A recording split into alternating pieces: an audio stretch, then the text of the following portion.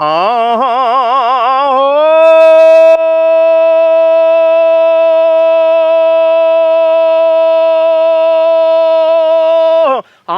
वह दिन ठठरिया हसनी होगी दरा आओ निकली ही जई है ना हो पहचान। बचपन तो बड़ा खुशहाल था। इसी तरह हमने हाई स्कूल पास किया। ये हमारा पोस्ट एंड टेलीग्राम में पोस्टिंग हो गया। चनैनी हम कहाँ सीखे, कैसे सीखे, हमारा न कोई कवि मिला न तो कोई हम किसी को कवि बनाए। कहाँ कहाँ गए आप? लोरिकी तो लोरकाइन हो गया। हाँ। जो कि लोरिक उनके परिवार से रिलेटेड कोई भी हिस्ट्री है। चनैनी जो होता है कहीं का भी कोई भी एक छोटा सा टुकड़ा रख देंगे। कितने साल तक आप लगातार गाते थे? अब तो देखिए जो है हम तो बहुत तगड़ा गाते थे। लोग डेढ़िए न भर पाए, लेकिन जो है अब तो खैर उम्र चल गई, उतना अगर तानेंगे तो सांस रुक जाएगा। आपके जवानी के दिनों में कौन कौन लोग थे जो चनैनी गाते थे, बहुत अच्छा गाते थे? अली पहलवान जब गा देते थे, एक ही दो चनैनी गाते थे तो समा बन जाए। कभी मुकाबले में भी चनैनी होती थी? जो लोरकाइन होती है ना तो उसमें थोड़ा सा पढ़ाई लिखाई की भी जरूरत होती है। अभी जो स्थिति है आपके गाने की, तो कितनी चलती रहती है?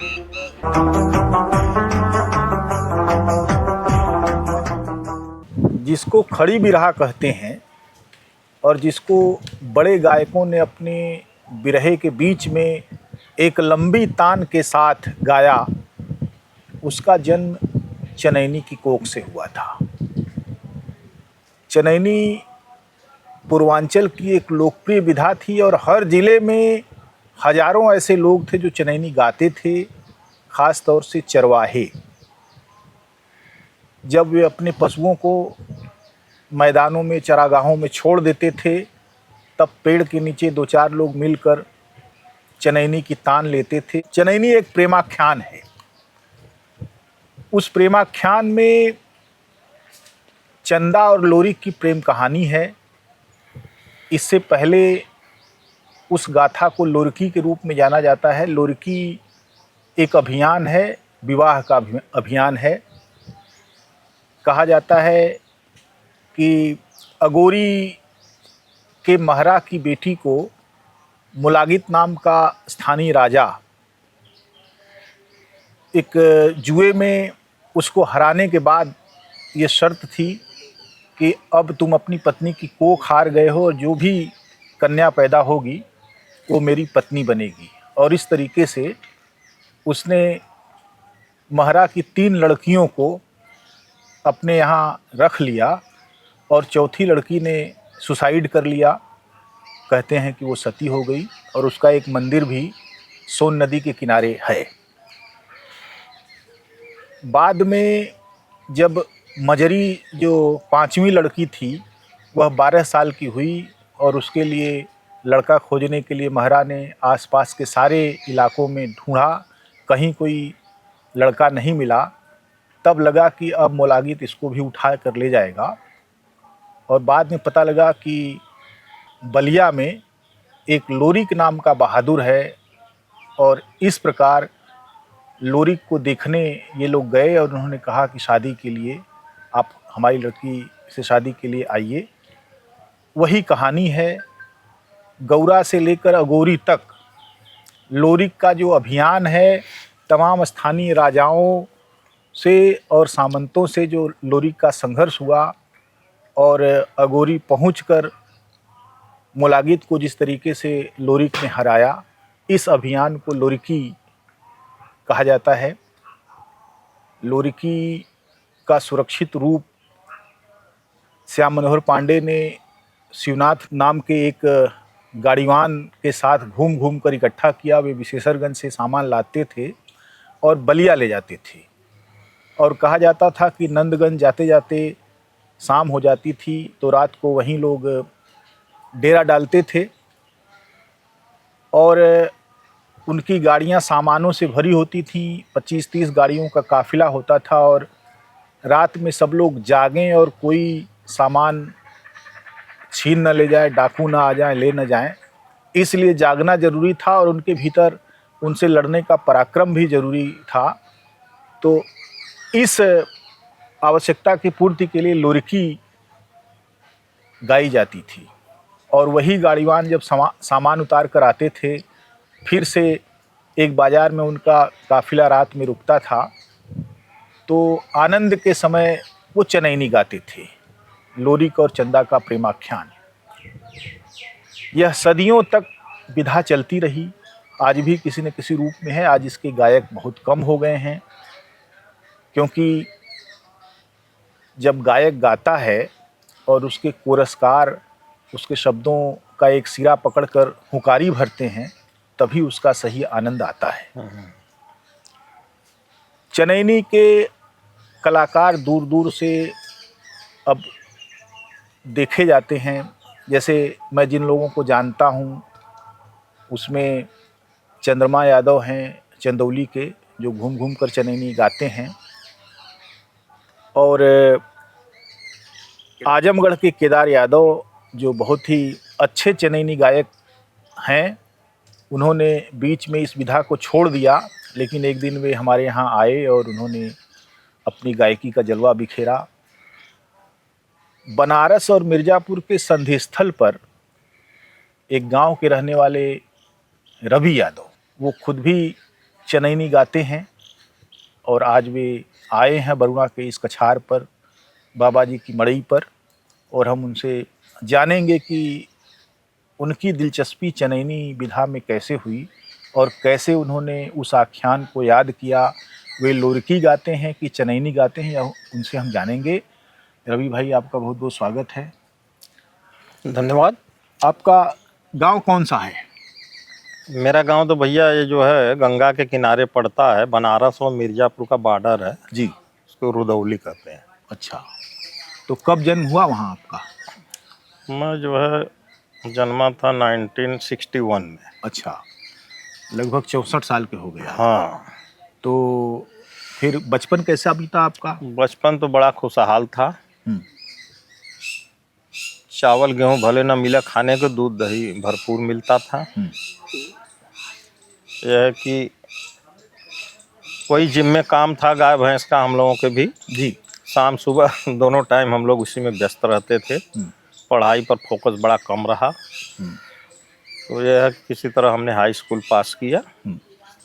इसके बाद आगे की पढ़ाई के लिए थोड़ा धन की ज़रूरत पड़ी, तो सहयोग नहीं मिल पाया, इसलिए पढ़ाई बीच में छोड़ देनी पड़ी। और जो है इसके बाद हम कमाने के लिए बाहर चले गए। अच्छा, कहाँ गए? कानपुर। अच्छा। कानपुर गए तो वहाँ पे हमने जो है डेली बेस पे काम करना चालू किया। कि हमारा पोस्ट एंड टेलीग्राम में पोस्टिंग हो गया टेक्नीशियन के तौर पे। लेकिन हमको संतोष नहीं था, क्योंकि वहाँ पे था तो सेंट्रल गवर्नमेंट का, लेकिन जो है वहाँ सैलरी बड़ा कम मिलता था। और हम हाथ पैर मारते रहे 2-4 साल बाद फिर जो है हमने इंडियन ऑयल ज्वाइन किया। अच्छा। वहाँ पे जो है उस समय वर्कर बड़ा कम रहा करते थे, तो जो सैलरी थी तो उसका डबल जो हम लोगों को ओवर टाइम करना पड़ता था। तो इसलिए वहाँ अच्छा खासा मिल जाता था पेमेंट। इस वजह से हम जो है पोस्ट एंड टेलीग्राम को रिजाइन कर दिया, यहाँ ज्वाइन कर लिया। करीब इसके बाद जो है 6-7 साल के बाद हम जो है बनारस में आ गए। अच्छा। हमारा इंडियन ऑयल ने एक यहाँ प्लांट लगाया बाबतपुर के पास, जमालपुर में। तो वहाँ हम जो है कमीशनिंग के लिए भेजे गए थे। लेकिन जो हमारा काम धाम देख के जो वहाँ का इंचार्ज था वो हमको जो है रोक लिया, पूछा कि आप कहाँ के रहने वाले हैं। हमने बता दिया हम यही बनारस मिर्ज़ापुर के बॉर्डर के हैं। क्या तो आपको नज़दीक रहेगा, आप यहीं रह जाइए। तो हमने कहा कैसे होगा, तो उन्होंने खुद जो है अपना फॉर्मेलिटी पूरा किया और हमारा ट्रांसफ़र यहाँ करवा लिया। अच्छा, तो आप क्या रोज़ आते जाते थे? हाँ, कुछ दिन आए गए। इसके बाद जो यहाँ बगल में रेलवे क्रॉसिंग के बगल में ज़मीन लेके 2 कमरा बना लिया। इसके बाद जो वहीं रहने लगे। ये सोचा कि जो है जब नौकरी पूरा कर लेंगे तो बेच उच के हम चले जाएंगे। लेकिन जो है जब इतने दिन के बाद जो है कुछ न कुछ विस्तार करते गए तब इस समय जो है पोजीशन ये है कि हम पूरा यहीं सेटल हो गए हैं। अच्छा। हमारे बच्चे भी यहीं हैं। और जो आप बात कर रहे हैं चनैनी की, तो चनैनी हम कहाँ सीखे, कैसे सीखे, हमारा न कोई कवि मिला न तो कोई हम किसी को कवि बनाए। जी। हमारे गांव में जो है कहीं शादी ब्याह किसी भी फंक्शन में जब गाया जाता था ये सब चीज़ें, जैसे चनैनी, आपका लोरिकाइन जब चालू हो जाता है तो उसमें बड़ी ताकत लगती है। तो उनको आराम करने के लिए बीच बीच में चुटकुला गाया जाता है, जिसको बिरहा कहते हैं। जी जी जी जी। तो ये बीच बीच में हम लोग सुनते थे, तो एक बीच में हम भी अपना गा दिया करते थे। उसी तरह से दो चार बिरहा जो है बीच में हो जाता था। अब बकिया हिस्ट्री जो है चलती रहती थी, लोरी, सांवर और मंजरी और इनका सब। तो यही जो है थोड़ा बहुत हम खड़ी बिरहा गा लेते हैं। तो ये यात्रा कहाँ तक चली, कहाँ कहाँ कहाँ गए आप? पहले शुरू में जब तक यहाँ थे गांव पे तो होता रहा, क्योंकि कानपुर में इसका कोई जी जी मोर पेड़ नहीं, कोई जानता ही नहीं कि क्या है।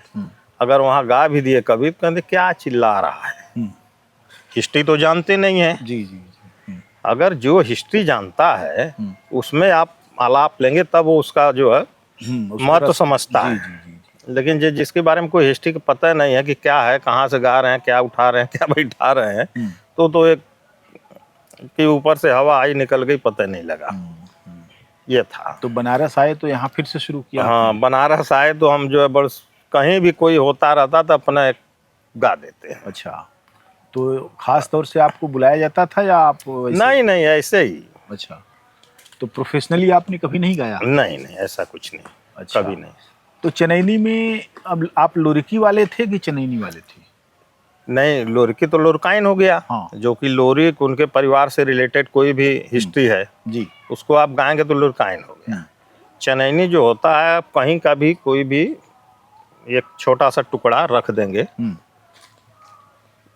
तो उसको खड़ी बिरहा कहते हैं। कितने साल तक आप लगातार गाते रहे?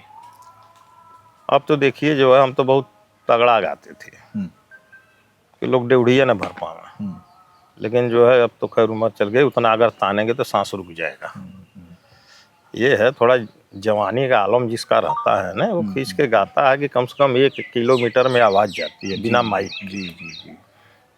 तो ये मुझे बताइए कि अब तो इन सब चीज़ों का उठान हो गया, लगभग उठान हो गया, लोग भी नहीं रहे, लेकिन आपके जवानी के दिनों में कौन कौन लोग थे जो चनैनी गाते थे, बहुत अच्छा गाते थे? सरजू अहिर थे खजूरी वाले, और हमारे गांव के थे अली पहलवान। अली पहलवान जब गा देते थे, एक ही दो चनैनी गाते थे, तो वो 2 घंटे का होता था। अच्छा, तो समा बन जाए, बड़े लय और धुन से गाते थे। जो सरजू यादव थे खजूरी वाले, तो वो तो बड़े अंदर से गहराई तक पूरा हिस्ट्री गाते थे, बट वो ज़्यादा गाते थे इसलिए जो है वो लय और सुर नहीं बना पाते थे। अच्छा, कहानी में ही उलझ जाते थे। हाँ, ज़्यादा कहानी बताते थे। तो ये गाथा तो साथ साथ ही चलती है उसमें? हाँ, गाथा साथ मने आप गा ही रहे हैं, लेकिन आमतौर पर जैसे गाथा में बहुत सारे किस्से हैं जो मिले जुले हैं। उन किस्सों को गाते गाते अचानक लगा कि अब लय जो है अब बढ़ेगी, उसमें भी गाथा गा रहे हैं। उसमें भी। तो आपने किस चीज़ पर फोकस किया? नहीं, तो हमने तो उतना हम सीख ही नहीं पाए, उतना टाइम ही नहीं मिला। एक्चुअली जो है हाई स्कूल के बाद हम चले गए बाहर, तो फिर जो वही पुराना हम 2-4 बस गाया करते थे, वही कहीं मौका मिला, तब किसी के साथ सुनने का ज़्यादा मौका ही नहीं लगा इसके बाद। कभी मुकाबले में भी चनैनी होती थी? हाँ, मुकाबले में भी होती थी। किससे मुकाबला हुआ आपका? हमारा मुकाबला किसी से नहीं रहा। अच्छा, नहीं तो मुकाबले में चनैनी का किसी का सुना आपने? जी सुने हैं। किसका? वही जो बताएं दोनों का हुआ था। अच्छा, अली और सरजू का। तो अब क्या स्थिति है? अब तो ये जो आप कह रहे हैं ना, ये लोरिकाइन का तो अब धीरे धीरे जो है उठान हो गया आपका। अब इसको हो रहा नहीं मानेंगे, हो ही गया। क्योंकि बहुत कम लोग ऐसे हैं जो कि अपने समाज में ये सब चीज़ चालू हो जाए तो पसंद करते हैं। वो सोचते हैं कि ये पुरानी बातें हैं, ये सब जो है ठेठ भाषा वालों की है, जो अनपढ़ होते हैं वो सब यही बोलते हैं, गाते हैं, उनको ये नहीं पता जो है। थोड़ा सा वाकई में जो लोरिकाइन होती है ना, तो उसमें थोड़ा सा अब पढ़ाई लिखाई की भी जरूरत हो गई है। जैसे आपने, ये लोग गाते हैं कि जब मंजरी पैदा हुई थी तो 12 पहर सोना बरसा था। तो सोने की बरसात हो सकती है? आप साइंटिफिक रीजन से देखेंगे तो ऐसा कुछ भी नहीं हो सकता है। दो चीज़ें हैं, गाथाओं में अतिरंजना स्वाभाविक है, और इतिहासकारों ने इस बात को बहुत गहराई से रखा है, उन्होंने अध्ययन किया है। उन्होंने पाया कि ये गाथाएं तब पैदा होती हैं जब केंद्रीय इतिहास नहीं होता है। जैसे ईसा पूर्व 6वीं शताब्दी से लेकर ईस्वी सन 1000 तक भारत का इतिहास कोई केंद्रीय रूप से नहीं बना, तो उसमें पृथ्वीराज रासो भी है, आलखंड भी है, ये लोरिकायन भी है। ये सारी चीज़ें स्थानीय नायकों की कहानियाँ हैं, और स्थानीय नायकों की कहानियों के माध्यम से ही इतिहास को उन्होंने सुरक्षित रखा है। और उसमें जो कंट्रडिक्शन है, जो संघर्ष है, जो पात्र हैं, उनके बीच की जो लड़ाइयाँ हैं, उसी के जरिए से इतिहास देखा जाता है।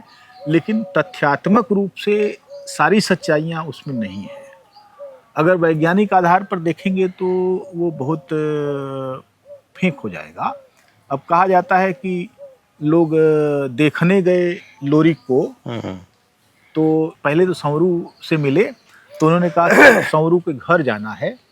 तो उसमें बताया जाता है कि वो पीपल की डाल लटका कर गायों को खिला रहे थे, पत्ता खिला रहे थे। और जो आदमी गया था उसने कहा कि हमको संवरू से मिलना है, कहाँ मिलेंगे? तो कहा कि मैं बुला के ले आता हूँ, यह डरिया थाम लीजिए आप। तो डाल थमाए, और जैसे 10 कदम आगे गए तो उन्होंने कहा, अरे बाप रे, हमको उतारिए, वो ये तो उठा ले रहा है। उठ गई डाल जो है। तो इस तरीके ये अतिरंजना है। और मैंने ऐसे बहुत सारे लोगों को भी देखा है, जैसे नाल उठाने वाले थे, 2-2, 3-3 कुंटल की नाल उठा लेते थे एकदम, और कई बार पेड़ उखाड़ना होता था। मैं अंबेडकर नगर के एक सूबेदार नट को जानता हूँ, जो गमछे से हेंगा बांधकर दांत से उठाते थे और झुलाकर उसको पेड़ पर मारते थे, और हेंगा टूट जाता था। और इसी प्रक्रिया में एक बार गमछा फंसा रह गया दांत में, और 3 दांत उखड़ गए उनके, पूरा का पूरा जो मैंने बत्तीसी थी वो हुलस गई। और फिर जो है वो जिंदगी में कभी उन्होंने दांत नहीं लगवाया, वैसे का वैसे ही जो है रह रहे हैं। अब उनके पास एक को दांत नहीं है, लेकिन अभी भी बहुत शानदार गाते हैं। बहादुर आदमी थे, कुश्ती लड़ते थे। नट जाति के जो तमाम सारे कलाकार थे, वे सारे लोग बड़े कलेजे के सॉलिड लोग थे। उन्होंने बहुत गाया, बहुत तरह से गाया। तो अतिरंजनाओं और सच्चाइयों के बीच बहुत फाक होते हुए भी लगता है कि बहुत फाक नहीं है, उतनी बातें कह रहे हैं। जैसे अगर इस कहानी को ही आप मान लीजिए, आप झूठ मानेंगे तो रावण की सोने की लंका कैसे हो सकती थी? कितना सोना था वहाँ। तो झूठा तो वहाँ भी है झूठ, और वो झूठ जो है अभी देखिए वो गा रहे हैं, यही झूठ गा रहे हैं। तो लेकिन ये झूठ की कहानियाँ चलती रहती हैं और सच दबा रहता हमेशा। तो ये बात तो सही है। बहरहाल ये मुझे बताइए कि अभी जो स्थिति है आपके गाने की, तो कितनी चलती रहती है? नहीं, कभी ऐसा कुछ नहीं, 2-4 महीने भी बीत जाता है। कहीं भी जैसे कोई प्रोग्राम हो रहा है, वहाँ चल रहा है, तो एक आध बार अच्छा गा देते हैं। अच्छा, और ऐसा कुछ नहीं है। चलिए, बहुत अच्छी बात है। आपने अपने जीवन की इस संक्षिप्त यात्रा का उल्लेख किया, बहुत अच्छी बात है। बहुत बहुत धन्यवाद आपको। और अभी आपसे हम कुछ सुनेंगे चनैनी, तो कुछ सुनाइए। अरे कहे राम राम गुण गाई, पंचो हर गुण नौआ, राम के नहीं भो लाय हरे भोला।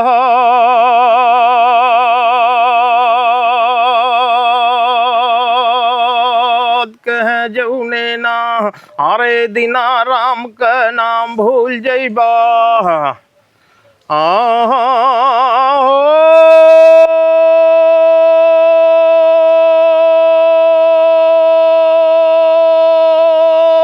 अरे वह दिन ठठरिया हसनी होगी दरा हाँ निकली ही जई है ना हो पहचान।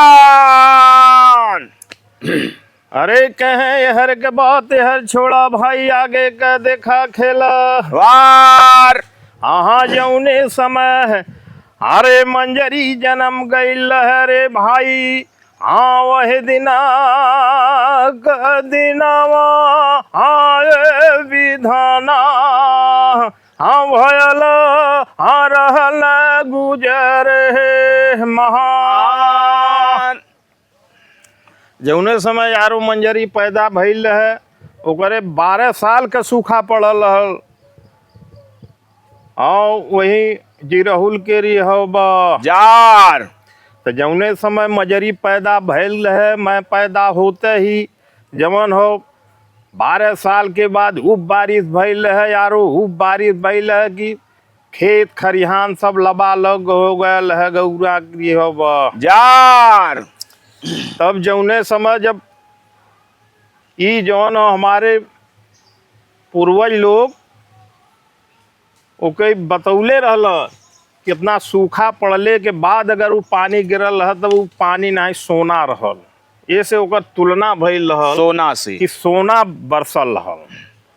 वो समय पशु पक्षी सब बेचैन रहलन बरसात होते ही जवन हो सब सुखी हो गईलन। अब धीरे धीरे ओकर पहले से रहल कि राजा मुलागी जौन हो कि जो बच्चा पैदा होगा लड़की होगी तो वो उसका हो जाएगा। पैदा होते ही आ गया उनके पावंदू वार कहाँ लिया हुआ हमार हो गई।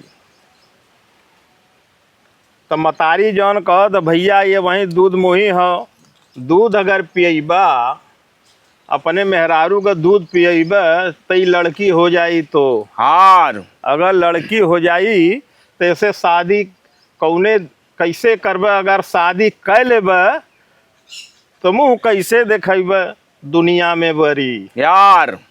तो मान गया उनको जो है चला गया कि ठीक है जब शादी के लिए लायक होगी तो हम ले जाएंगे। इस बीच जो है माहर को चिंता हो गई कि सब लड़कियों को तो हमारे बर्बादे कर दिया कम से कम ये भाग्यवान होके जन्मी है अवतार ली है तो कम से कम इसको मुझे बचाना है। तो जब 12-13 साल का हो गई तब वो ढूंढे लगलन तो पता लगल कि नहीं जवन हो दू जवान बान जौन गौरा में जौन की ऐसे लोहा ले सकल न करे इज्जत के बचा के लेके जा चल गई हैं।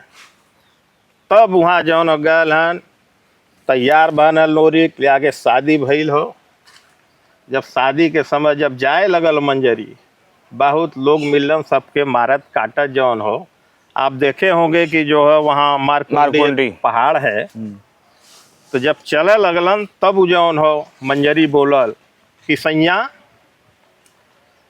इतना कुल कहानी भइल हम भूखल माई से हम जाके का बताइब कि कैसे कैसे तू मरल कौनो हमें निशानी बतावा उ सुख तो मर कट के सब हेरा गईलन अगर हम बतैबो करे तू आके का देखी हैं कह रे तो तोके जौन हमरे मर्दांगनी पर कौनो शक हो तो बताओ जौन कहा तौन कह दें क्या यह शिलाखंड है यही के मार दे कट जाए अपने तलवार से पर हम सिंदूर टीक दे भाई हमेशा अमर हुई यही जौन मारकुंडी के रह जार। तो लोरी मरले हन तलवार कट के ढंगला गल फिर बोली नहीं नहीं स्वामी मारना है काटना है तो ऐसा काटिए ज़्यादा तेज से काटिए कि जहाँ का तहाँ खड़ा रह जाए। वही हुआ है। और जौने समय जब पहुँच गई लेके डोला जौन हो वहाँ गाऊ दिया तो जब पहुँची है वहाँ पहुँच गया है वहाँ तब जो है उतारने के लिए जो है माई खोइला नहीं ली थाल उल सजा के आरती कह के तो उतरल है वो समय का वर्णन है। हरे कि कहे जौने समय ठुमुक कदमिया हाँ मंजरी का पड़े रे लगला नीचे ए मोहला आधारतिया ऊपर विष्णु मोहल भग हो